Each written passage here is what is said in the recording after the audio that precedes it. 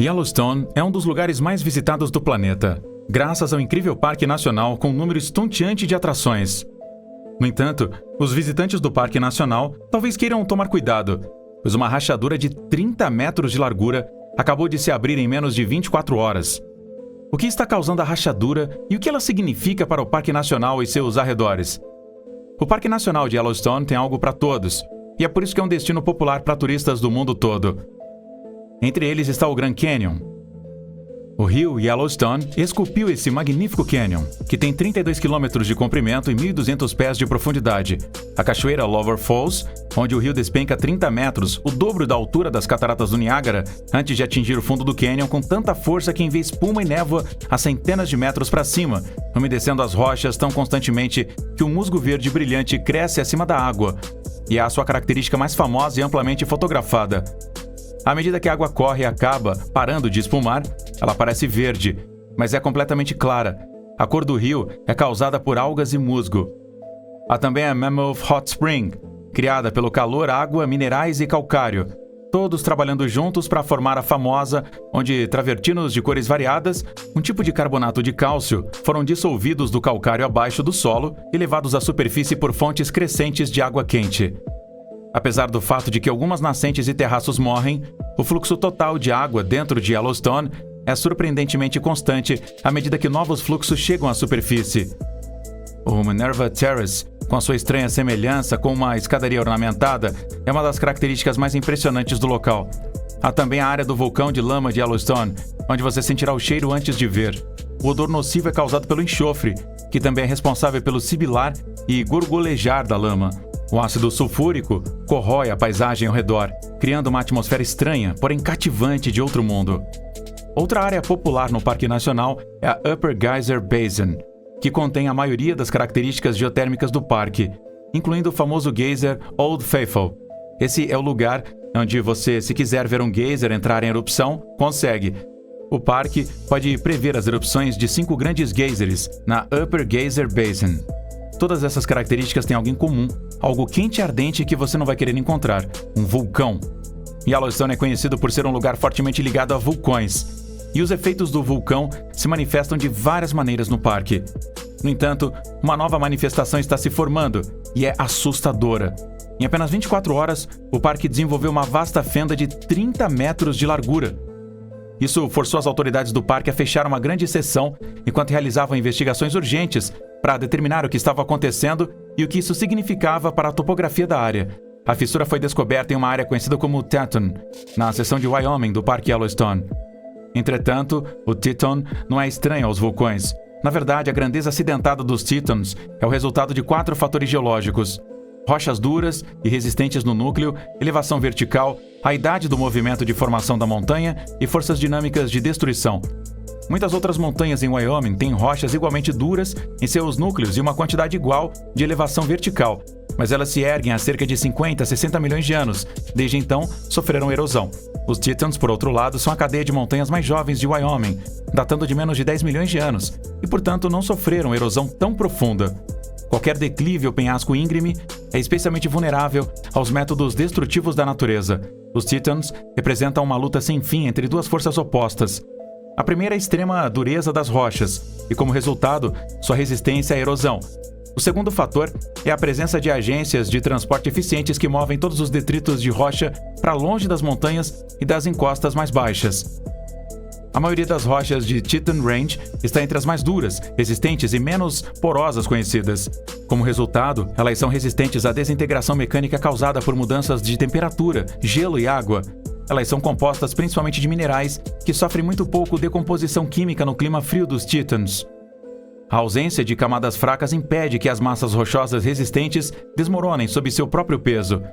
Todas essas condições favorecem a preservação de paredes íngremes e altos pináculos de rocha. No entanto, eles se degradam.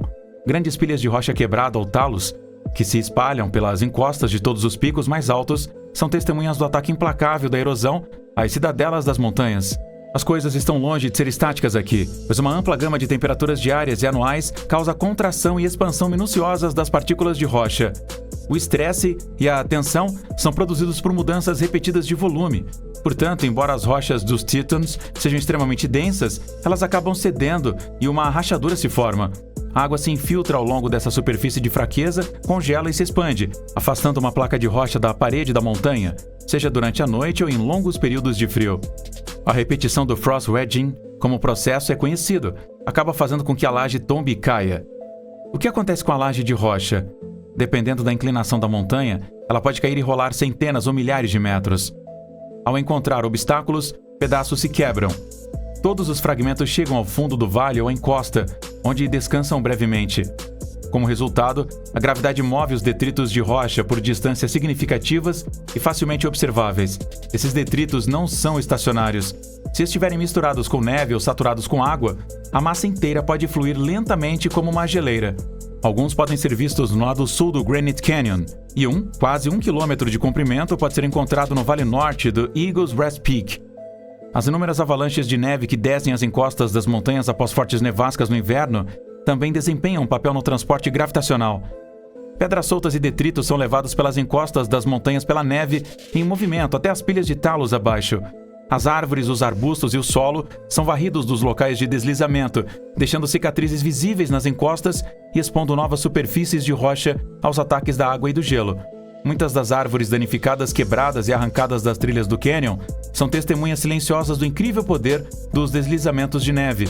A água corrente é outro agente eficaz para transportar detritos de rocha que ajudaram na dissecação da Cordilheira Teton. A devastação causada por um cano de água quebrado em um leito de estrada é bem conhecida, assim como a devastação causada por inundações destrutivas. As enchentes de primavera nos Tetons, inundadas pelo derretimento da neve e do gelo, a precipitação anual, em sua maior parte neve, nas partes altas, formam uma camada média de água de 1,5 metro de espessura e deslocam alguns detritos de rocha para o piso adjacente de Jackson Hole. A notícia da rachadura em Teton fez soar um alarme. Os especialistas descobriram rachaduras em expansão no contraforte de rocha, que os geólogos estão monitorando de perto quanto a movimentos. Atualmente, o Yellowstone está se recarregando à medida que suas câmaras de magma se enchem de rocha derretida do manto da Terra, a camada abaixo da superfície da crosta. No mês passado, os cientistas criaram um novo método para determinar a rapidez com que o magma está se acumulando sob o supervulcão de Yellowstone. A técnica permite que especialistas estimem com precisão a quantidade de magma que entra no supervulcão vindo das profundezas da crosta terrestre durante o processo de recarga. Embora o novo método não possa prever quando o Yellowstone entrará em erupção, ele pode ajudar os cientistas a entender melhor como o vulcão reabastece o seu estoque de magma mortal. De acordo com os pesquisadores de Washington State University, estas piscinas de rocha vulcânica derretida se formam em câmaras de magma subterrâneos e são essenciais para o processo de erupção. O carvão na caldeira está aquecendo as coisas, explicou o professor Peter Larson, coautor do estudo. É como se a caldeira estivesse aquecendo, e a caldeira é a fonte da explosão. Isso nos permite saber o que está aquecendo a caldeira. Quando essas câmaras estiverem cheias, o relevo poderá entrar em erupção a qualquer momento, entrando em erupção meses ou milênios após uma recarga de magma. A erupção ocorre quando as câmaras de magma se rompem, liberando até 240 milhas cúbicas ou 1.000 quilômetros cúbicos de magma na atmosfera. Uma rocha vulcânica explosiva, rica em sílica, chamada riolito, que rompe a crosta terrestre durante a erupção, é o principal fator do poder destrutivo do vulcão. Em seu novo estudo, o professor Larson e seus colegas se concentraram na pluma de magma que aquece o riolito por baixo. Isso nos dá uma ideia de quanto magma está recarregando o vulcão a cada ano, explicou o professor Larson. Os pesquisadores injetaram o isótopo radioativo estável deutério em várias fontes termais no Yellowstone National Park. De acordo com os pesquisadores, o produto químico é seguro para o meio ambiente e foi aprovado para uso pelas autoridades do parque. As fontes termais da equipe estão ligadas a uma rede de fontes hidrotermais que desempenham um papel importante no sistema vulcânico de Yellowstone. A quantidade de água e calor que flui para fora das fontes foi calculada usando a temperatura das fontes e o tempo que levou para o deutério retornar aos níveis normais de radiação de fundo. Estudos anteriores, de acordo com os pesquisadores, subestimaram a quantidade de água que flui pelas nascentes e a quantidade de calor que sai delas. Isso nos leva a uma pergunta na qual você deve estar pensando: é possível evitar uma erupção no Yellowstone? Ou será que estamos desamparados e destinados a ser alvos fáceis se o vulcão decidir entrar em erupção? A NASA acredita que a perfuração de até 6 milhas ou 10 quilômetros no supervulcão sob o Parque Nacional de Yellowstone e o bombeamento de água sob alta pressão poderia resfriá-lo. A missão custará incríveis 3,46 bilhões de dólares. No entanto, a NASA considera a solução mais viável. No entanto, pelo lado positivo, o uso do calor como recurso oferece uma oportunidade de pagar pelo plano. Ele poderia ser usado para construir uma usina geotérmica que gera eletricidade a preços extremamente competitivos, em torno de 10 centavos de dólar por quilowatt-hora. No entanto, esse método de subjugar um supervulcão tem uma séria desvantagem: o potencial de sair pela culatra e causar a erupção supervulcânica que a NASA está tentando evitar. Perfurar a parte superior da câmara de magma seria muito arriscado, mas poderíamos nos arriscar perfurando cuidadosamente os lados inferiores. Além dos riscos potencialmente desastrosos, o plano para resfriar o Yellowstone por meio de perfurações não é simples. Seria um processo extremamente lento que ocorreria a uma taxa de 1 metro por ano, o que implica que seriam necessários dezenas de milhares de anos para resfriá-lo completamente. Mesmo assim, não há garantia de que você terá sucesso por centenas, senão milhares de anos. Portanto, se a NASA não conseguir evitar uma erupção do Yellowstone, onde isso nos deixa? Se o supervulcão sob o Parque Nacional de Yellowstone entrar em erupção novamente, ele poderá expelir cinzas por milhares de quilômetros em todo o país, danificando edifícios, sufocando plantações e desligando usinas de energia. Seria um desastre total. Um reservatório de magma quente com 8 quilômetros de profundidade se esconde sob o Parque Nacional de Yellowstone, alimentado por uma enorme pluma de rocha derretida que brota de centenas de quilômetros abaixo. Muitos dos famosos geysers e fontes termais do parque são resultado desse calor, e à medida que o magma sobe para a câmara e esfria, o solo acima sobe e desce regularmente. Essa câmara de magma entrou em erupção várias vezes na história. A grande maioria das erupções de Yellowstone foram fluxos de lava menores, sendo que a mais recente ocorreu há cerca de 70 mil anos no Pitstone Plateau. Mas é a possibilidade remota de supererupções catastróficas que chama tanta atenção para Yellowstone. Uma supererupção é definida como qualquer coisa com uma magnitude de 8 ou mais no índice de explosividade de vulcões que ejete pelo menos 1.000 km³ ou 240 milhas cúbicas de material. Isso é o suficiente para enterrar o Texas a 5 pés abaixo do solo. Essas supererupções são milhares de vezes mais poderosas do que até mesmo as erupções mais incríveis que vimos no passado, incluindo a erupção do Monte St. Helens em 1980. O Yellowstone já passou por 3 dessas erupções verdadeiramente gigantescas: 2,1 milhões de anos atrás, 1,3 milhão de anos atrás e 664 mil anos atrás. A última delas, em Yellowstone Lava Creek, ejetou tanto material de baixo que criou a caldeira de Yellowstone, uma depressão de 34 milhas por 50 milhas no solo. É importante observar que Yellowstone não é o único supervulcão do planeta. Os geólogos descobriram evidências de pelo menos 47 supervulcões ao longo da história da Terra. A mais recente ocorreu há cerca de 26 mil anos, no Lago Taupo, na Nova Zelândia. De forma mais dramática, o deslocamento das placas tectônicas causou a enorme erupção de Toba há 74 mil anos. Isso precipitou um inverno global dramático de 6 a 10 anos, que alguns acreditam ter quase exterminado a raça humana nascente. Embora essa não seja uma regra absoluta, a Terra tem visto aproximadamente uma supererupção a cada 100 mil anos em média.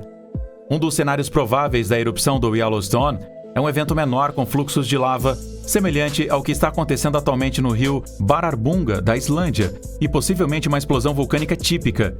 Isso provavelmente seria causado por uma série de terremotos em uma área específica do parque à medida que o magma subisse à superfície. No caso improvável de uma supererupção muito maior, os sinais de alerta seriam muito mais pronunciados. Provavelmente notaríamos primeiro uma intensa atividade sísmica em todo o parque. Antes de uma erupção, esses terremotos poderiam levar semanas ou meses para quebrar as rochas acima do magma. E se houvesse uma supererupção, um evento 1000 vezes mais poderoso do que uma erupção vulcânica comum, que ejetasse pelo menos 240 milhas cúbicas de material e durasse semanas ou, quem sabe, meses. Os fluxos de lava em si estariam contidos dentro do parque em um raio relativamente pequeno, digamos 40 milhas ou mais. Na verdade, apenas cerca de 1/3 do material chegaria à atmosfera. A maior parte do dano virá das cinzas vulcânicas, uma mistura de rocha fragmentada e vidro que seria ejetada a quilômetros no ar e dispersa por todo o país. Os cientistas usaram depósitos históricos de cinzas, bem como modelos avançados, para concluir que uma erupção produziria uma nuvem que se espalharia em todas as direções. Uma supererupção poderia soterrar o norte das Montanhas Rochosas com 1,5 metro de cinzas, causando estragos em Wyoming, Idaho, Colorado, Montana e Utah. Enquanto isso, o meio oeste receberia alguns centímetros de cinzas e ambas as costas receberiam ainda menos. A distribuição exata seria determinada pela estação do ano e pelos padrões climáticos. Qualquer um desses cenários seria desastroso. Essa quantidade de cinzas vulcânicas tem o potencial de matar pessoas, plantas e animais, além de destruir edifícios. Até mesmo alguns centímetros de cinzas, que grande parte do país pode receber, podem destruir fazendas, obstruir estradas, causar sérios problemas respiratórios, bloquear linhas de esgoto e até mesmo causar curto-circuito em transformadores. Grande parte das viagens aéreas da América do Norte seria forçada a parar. Uma grande erupção vulcânica também teria um impacto significativo no clima global. Os vulcões podem lançar aerossóis de enxofre na atmosfera e refletem a luz do Sol e resfriam o clima. Como essas partículas têm uma vida útil curta na atmosfera, o efeito é apenas temporário, mas pode ser dramático. Quando o Monte Pinatubo entrou em erupção em 1991, ele resfriou o planeta em aproximadamente 1 grau Celsius, ou 1,8 grau Fahrenheit, por vários anos. A erupção do Tambora, em 1815, resfriou o planeta o suficiente para prejudicar as colheitas em todo o mundo, podendo resultar em fome em algumas áreas. E essas foram erupções menores em comparação com o que um supervulcão é capaz de fazer. No entanto, pode haver algumas boas notícias sobre isso. O Yellowstone já teve uma vida longa e frutífera. É possível que a 4ª erupção seja a última. Afinal de contas, os vulcões morrem. A câmara de magma sob o Yellowstone está sendo influenciada por duas forças opostas: calor vindo de baixo e frio relativo vindo da superfície.